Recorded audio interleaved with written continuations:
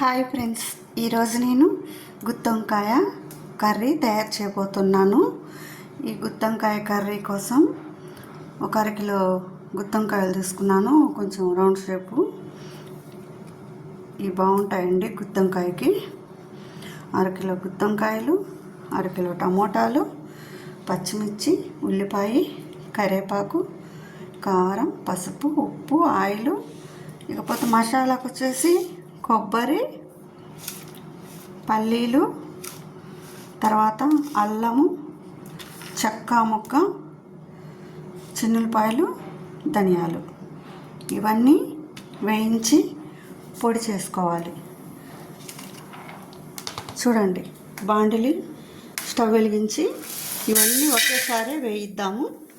మంచిగా పొడి తయారు చేసి పెట్టుకుంటే ఈ కర్రీలోకి చాలా బాగుంటుంది. లైట్ ఎరుపు వచ్చే వరకు వేయించాలి.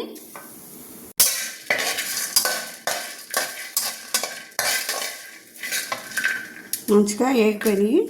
ఇప్పుడు స్టవ్ ఆపేసి చల్లారిన తర్వాత మిక్సీ వేయాలి. వేడి మీద వేస్తే సరిగా పడదనమాట, మెత్తగా రాదు. మంచిగా చల్లారిన తర్వాత మిక్సీ వేద్దాము. ఈ పల్లీలన్నీ ఇట్లా పొట్టు ఒలిసి వేస్తే బాగుంటుందండి. ఎందుకంటే పైచ్చంగా ఉంటుంది అనమాట ఈ తొక్కు పడితే. ఈ విధంగా పొట్టు తీసుకున్నాక మిక్సీ వేద్దాము. ఫస్ట్ ఇది తిప్పిన తర్వాత చిన్నులపాయ, అల్లము తర్వాత వేద్దాము. తర్వాత వచ్చేసి ఇందులో కర్రీకి సరిపడా కారము 1 స్పూన్ వేస్తున్నాను నేను. ఇందులోనే పసుపు 1/2 స్పూను, ఉప్పు కూడా ఈ మసాలాలో వేసుకుందాము. కొంచెం వచ్చేసి కర్రీలో కొంచెం వేసుకోవచ్చు. ఈ మసాలాలో ఉప్పు వేసి ఈ మసాలాని రెడీ చేద్దాము. కొంచెం మెదిగిన తర్వాత ఇవి వేస్తే మసాలా బాగా మెదిగిద్ది. వంకాయలు కరనొక్కకుండా కొంచెం ఉప్పు వేసి ఇవన్నీ వంకాయల్ని 4 ముక్కలుగా కట్ చేసుకోవాలి. ఎందుకంటే మసాలా పెట్టాలి కాబట్టి పూర్తిగా కట్ చేయకుండా చూపిస్తాను నేను. ఫ్రెండ్స్, ఇవన్నీ ఈ విధంగా ఘాటు పెట్టాలి. 4 అన్నీ ఇట్లా ఘాటు పెట్టాను నేను. ఇంకా ఇట్లా పెట్టడం వల్ల పుచ్చులు ఏమైనా ఉన్నాయో కూడా చూసుకోవచ్చు మనము. నీట్గా ఉంది కదా. ఇప్పుడు ఇందులో వచ్చేసి మనము ఈ మసాలా తీసుకొని ఇందులో నీట్గా లోపలికి పెట్టాలన్నమాట. అన్నిటికీ ఇలా మధ్యలో మసాలా పెట్టాను కదా. ఇప్పుడు మసాలా మొత్తం పెట్టి అన్నిట్లో ఈ విధంగా ఈ మసాలా అనేది యాడ్ చేయాలి. ఇప్పుడు బాండిల్ వేడెక్కిందండి, ఆయిల్ వేసాను. బాండిల్ పెట్టి సరిపడా ఆయిల్ వేసాను. ఇప్పుడు ఆయిల్ హీట్ ఎక్కినాక చిమ్మిలో పెట్టి ఇవన్నీ ఈ ఆయిల్లో పెట్టేసేయాలి.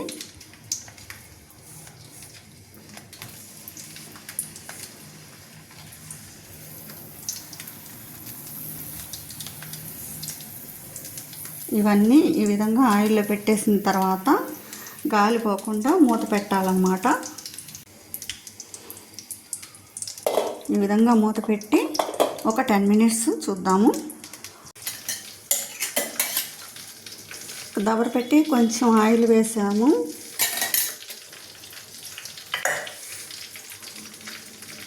ఉల్లిపాయ ముక్కలు వేయాలి, పచ్చిమిర్చి, కరివేపాకు.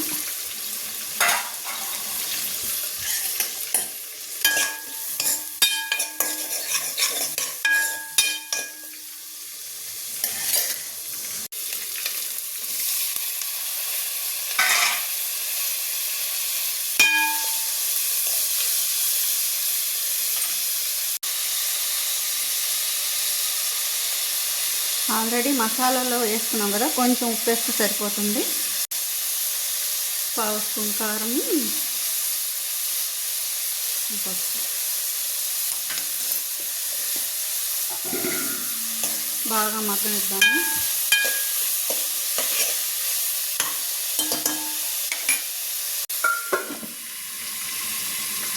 చిమ్మిలోనే ఉంచి మగ్గనియాలి.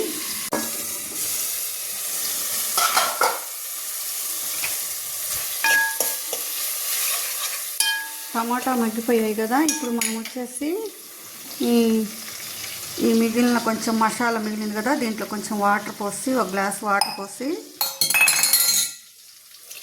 గ్రేవీ కోసం ఉడికించుకుందాము.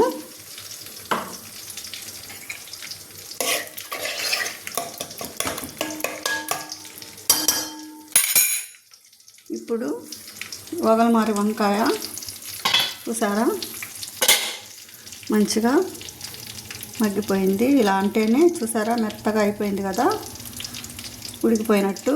ఇవన్నీ తీసి సూప్లో వేయాలన్నమాట.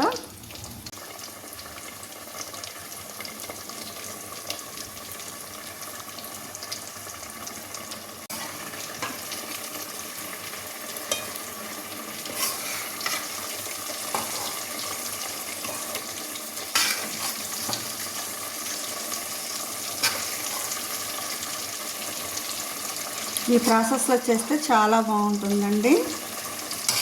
వంకాయలు చిదరకుండా నీట్గా కాయ వస్తుంది. గుత్తొంకాయ ఈ ప్రాసెస్లో చేసుకోండి, టేస్ట్ చాలా బాగుంటుంది.